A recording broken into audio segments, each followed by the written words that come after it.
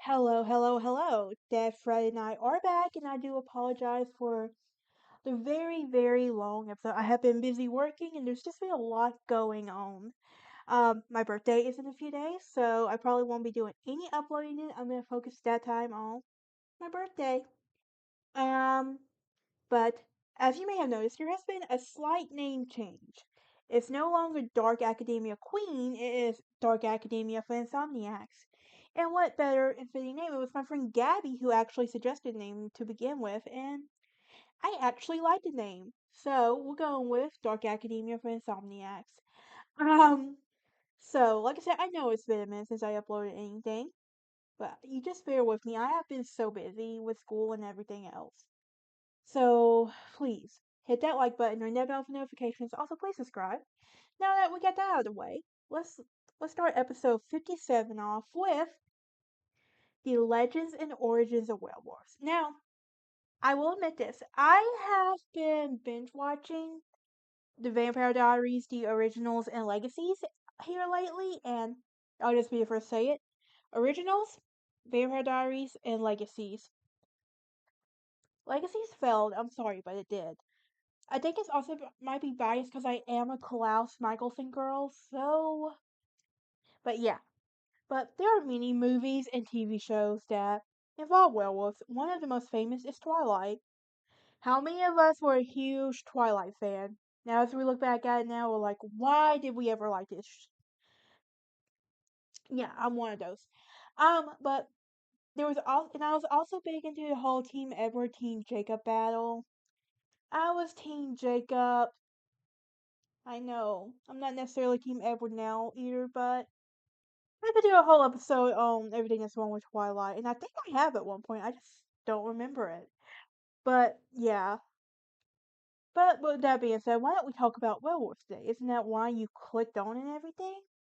Well, where do they originate from? How do they become so popular? And why have and we have to really go back to folklore and ancient Greece to get a better understanding of this. Now, according to folklore, they can be called man wolf according to ancient Greeks, and they can also be called wolf human. And what exactly is a werewolf? Well, it is a person that can turn into a wolf, basically. Um, Now, according to many modern movies and TV shows, it is a hybrid wolf-like creature, either purposely or being placed under the curse or affliction, often a bite or occasional scratch from another werewolf, with the transformation occurring on the night of full moons. Now, early sources for belief in this ability or affliction is called Lancarty or Petronius and Javarth Atilbury. Now, let's start with European folklore. And this is a widespread concept, and that exists in many variants, which are related in common development of the Christian interpretation of underlying European folklore, which developed the medieval period from the early modern period. And there's also beliefs that spread to the New World with colonialism as well. Now, belief in a werewolf developed a parallel to the belief in witches. And during the late Middle Ages and the early modern period, like the witchcraft trials as a whole, now the trial of supposed werewolves emerged in what is now Switzerland, especially in Valois and Val, and I do plan on talking about that a little bit later. Just I don't know if it's this episode, I can't remember. But anyway, but this happened in the early 15th century and spread throughout Europe in the 16th, peaking in the 17th and subsiding in the 18th century. Now, the persecution of werewolves were associated with folklore and it is an integral part of the witch hunt phenomenon. And, albeit, it's a marginal one, and accusations of lycanthropy being involved in only a small fraction of witchcraft trials. Now, during the early period accusations, they were mixed with accusations of wolf riding or wolf charming. Now, in 1589, the case of Peter Snupp led to a significant peak and both interest in the persecution of the supposed werewolves, primarily in the French-speaking and German-speaking Europe. Now, the phenomenon persisted longest in Bavaria and Austria, with the prosecution of wolf charmers recorded until the 1650. Well, at the 1650, the final cases were taking place in the early 18th century in Carinthia and Styria. Now, at the end of the witch trials, the werewolves would become the interest in folklore studies emerging in Gothic horror genre. I do love that genre, by the way. And werewolf fiction is a genre that has a pre-modern precedence over medieval romances and developed in the 18th century as out of the quote semi-fictional quote chapbook tradition. Now, the trapping uh, of horror literature in the 20th century became a part of the horror and fantasy genre in the popular culture. Now, let's talk about the names of werewolves for a moment. Now, in modern English, it descends from Old English, werewolf, which is originally in Middle Dutch and Middle Low German werewolf, werewolf, and Middle High German werewolf, and West Frisian werewolf. Now, the terms are generally derived from a photo-dramatic form, werewolfess, itself, an outlaw of the pro-Germanic form in everything. Now, the Norse branch underwent taboo modifications with the Old Norse.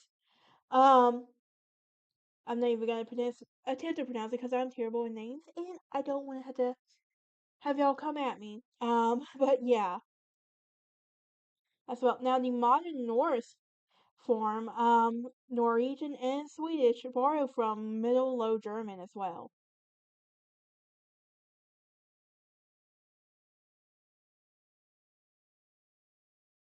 Now, there is a Proto-Slavic now, Volko. Yeah, I'm not even now. And it basically means wolf-haired, basically what it translates to.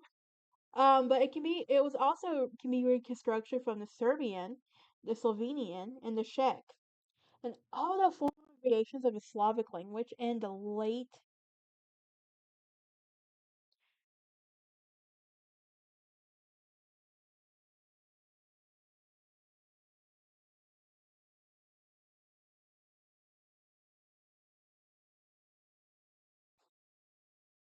Sorry about that. My camera froze up on me for some reason, and I'm not even gonna try to figure it out. Technology is amazing when it really wants to work. Um, but it is. But now, let's get back to this episode, shall we?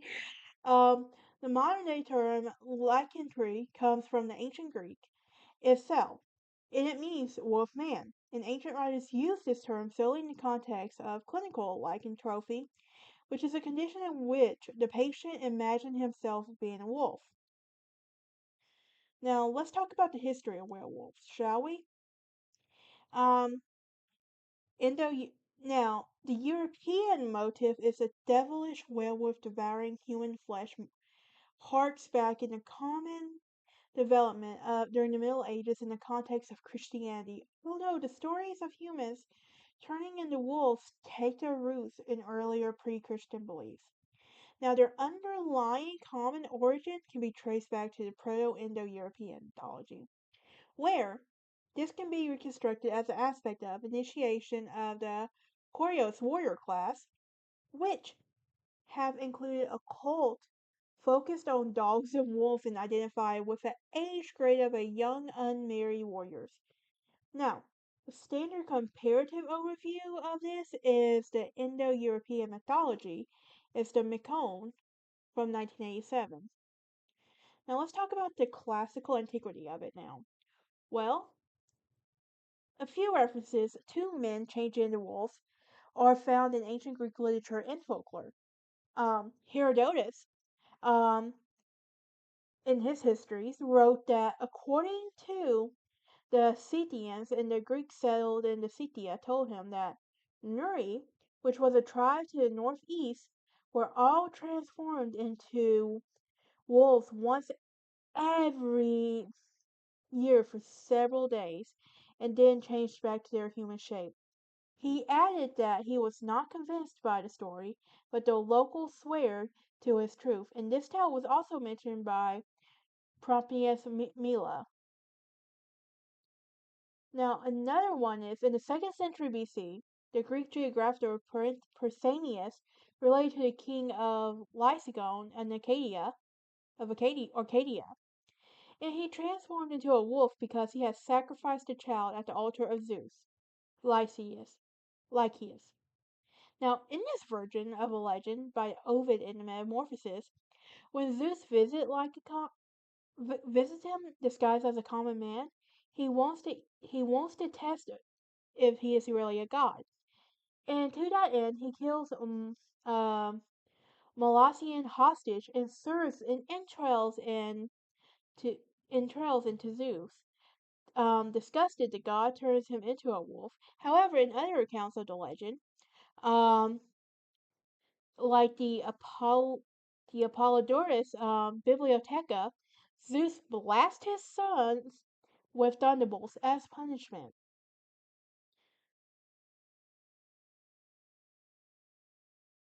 But yeah. Now, early Christian authors also mention, now the city of God. Augustine Hippo gives an account similar that was found to Pliny the Elder, and Augustine also explains that it is very generally believed that certain witches spells men to be turned into werewolves. Now, in the Middle Ages, the evidence of widespread belief in medieval Europe, and this evidence spans into much of the continent, as well as the British Isles. Now, werewolves were once mentioned into medieval law codes, such as King Canute, and whose ecclesiastical ordinances inform of the codes that celeste and everything.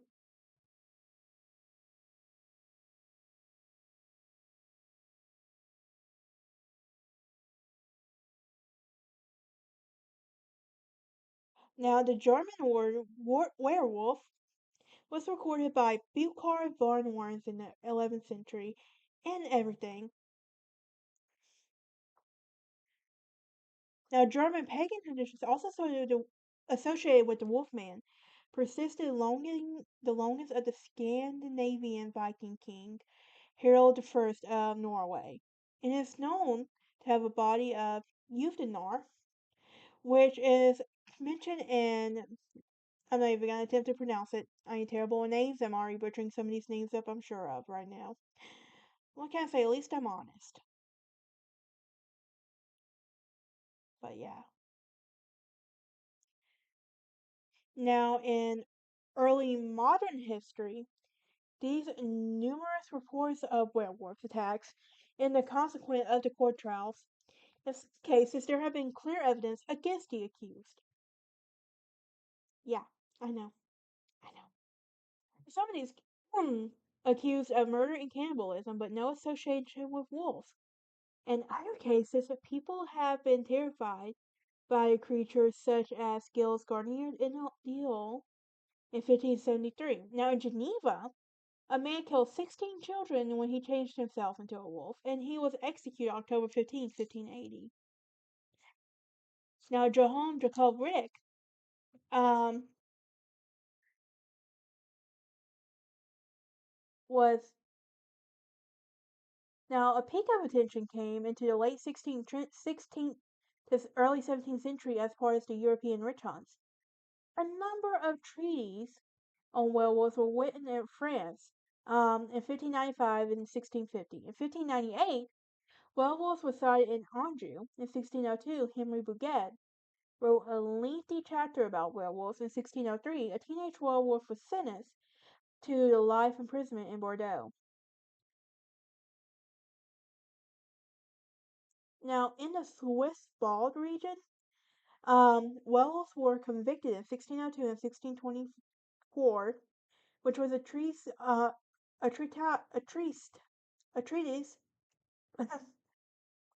can't talk for some reason. A treatise by a Wald pastor in 1653, however, argued that werewolves were purely an illusion, and after this, the only further from the Valdes, a boy claimed that he and his mother could change into wolves, which was not taken seriously at the beginning of the 17th century, as well as prosecuted by James I in England, who regarded werewolves as a victim in delusions induced by a natural superabundance of melancholic.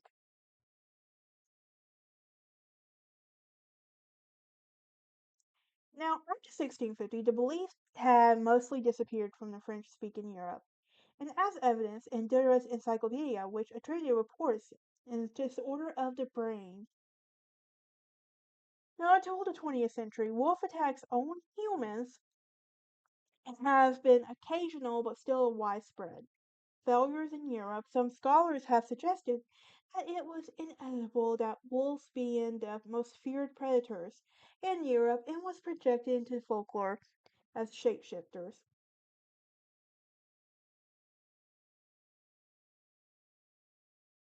Now, let's talk about, I know we talked about it in European cultures. Now, let's talk about it in Asian cultures because I don't think about it really in Asian cultures, but common Turkic folklore holds a different reverting light to werewolf legends.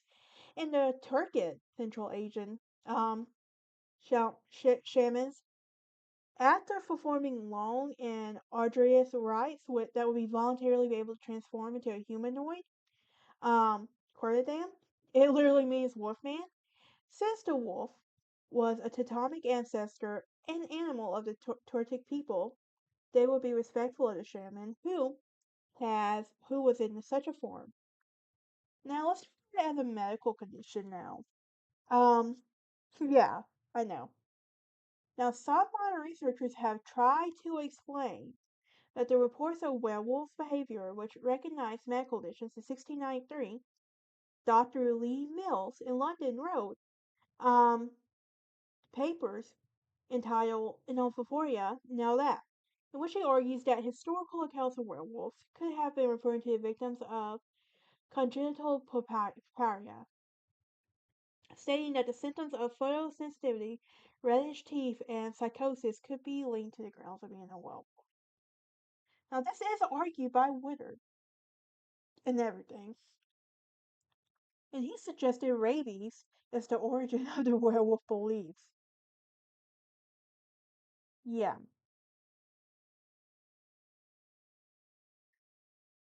Now, let's briefly talk about folk beliefs, because I know most of y'all are probably tuned out by now, right? I could be wrong, but probably not. Um, Now, the beliefs classed together under this are far from uniform, and the term is somewhat applied. Now, the transformation may be temporary or permanent as well.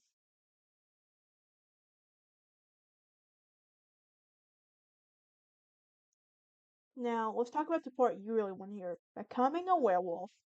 Because in a minute, you really thought about becoming a werewolf at one point. You know you have. Now, there have been various methods to becoming a werewolf to be reported. One of the simplest is the removal of clothing and putting a belt made of wolfskin, probably as a substitute for the assumption of the entire animal skin. In other cases, the body is rubbed with a magic slough, and drinking wing water out of the footprint of the animal, or from certain enchanted streams as well. Now, in a 16th century Swedish writer says that the Livonian werewolves were initiated by drinking a cup of specially prepared and repeating set formula. In other cases, the transformation was supposedly accomplished by satanic allegiance as well as loathsome ends. Now, the phenomenon of repercussion, the power and animal metamorphosis are sending out a familiar will or spiritual messenger, and the supernatural referred to by the association with the familiar as well. Now, they say the curse is divine punishment. For what exactly is the question? Oh my gosh. Now, as you guessed, there are some remedies. There have been There have been various methods that have existed for removing the werewolf form. In antiquity, ancient Greeks and Romans believed that the power of exhaustion can cure the people. In medieval Europe, traditionally there have been three methods um, that can do it, and that is medically, surgically, or by exorcism. I'm trying not to laugh, I promise. Um, Now there are connections to evidence. Now, before the end of the 19th century, the Greeks believed that the course of werewolves, if not destroyed, would return in the form of wolves or hyenas that prowled in battlefields. Interesting. Now, let's talk about Hungary and in Hungarian folklore. Werewolves have been said to live in the region of Transdamia, and it was taught that the ability to change into a werewolf was attained in infancy, after suffering parental abuse by a curse.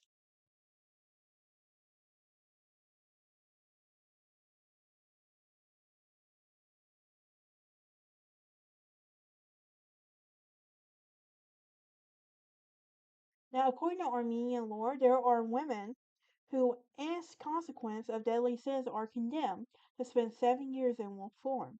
And typical in a condemned woman is visited in a wolf-skin toting spirit who is ordered to wear the skin, which causes her to acquire frightful and human flesh after. Now, in the Americans in the Caribbean. Okay, is it Caribbean or Caribbean? I am very curious on that one. Anyway,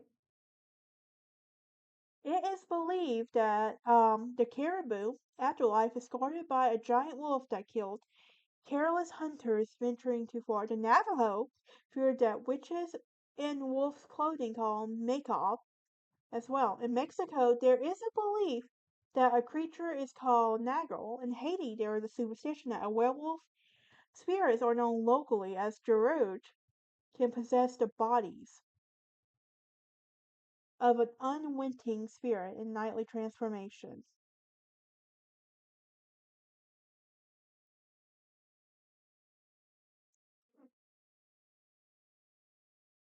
Now, the most modern fiction describes a werewolf as a vulnerable and civil weapon and everything.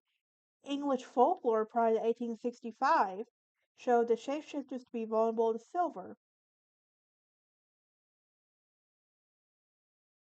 In 1897, the novel Dracula was and the short story Dracula's Guest were both written by Bram Stoker drew upon mythologies of the werewolves and similar legends and demons.